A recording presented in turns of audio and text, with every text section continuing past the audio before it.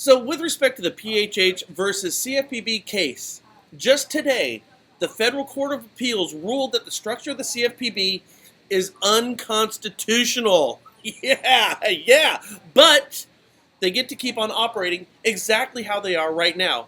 And if you didn't get that, they said it was unconstitutional. Now, in their decision, they said the Consumer Financial Watchdog violated the Constitution's separation of powers because its director isn't sufficiently answerable to the president, and said there was too much power vested with its sole director that poses a far greater risk of arbitrary decision-making and abuse of power, and a far greater threat to individual liberty than does a multi-member independent agency. Which is exactly what we've seen over the past 5 years, right? The court's got this one right, guys. I mean, spot on. Yes, the CFPB has too much power in one director. Yes, there is a risk of arbitrary decision-making. And that happens, and we see it all the time. So yes, of course they are unconstitutional. But the CFPB, they get to keep on trucking. So how can this happen? Well, the courts determined that the president can remove the director at will rather than for cause. So basically, that makes it easier for the president to remove the director.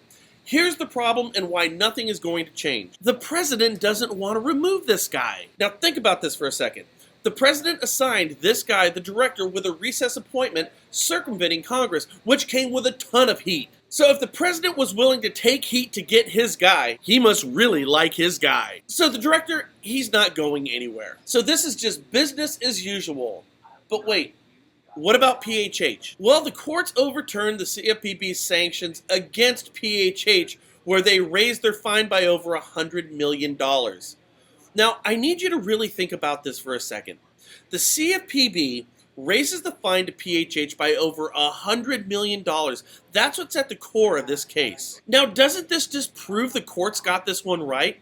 That one person with too much power arbitrarily making decisions, you know, that abuse of power thing, that greater threat to liberty, doesn't it prove everything the courts said that they were spot on? And hell, the courts even overturned this sanction. Yet the CFPB, guys, can continue to operate completely unmolested. Now, the courts also affirmed the 3-year statute of limitation on violations that had been in place and not been removed prior to the CFPB's creation.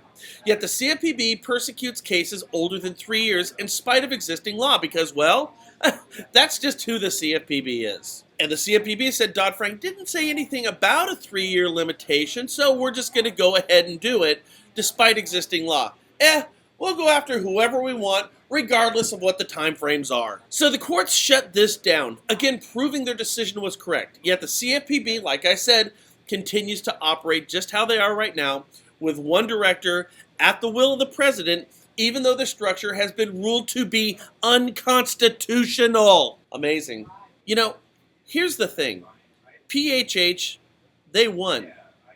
Do you really think this thing is over for them?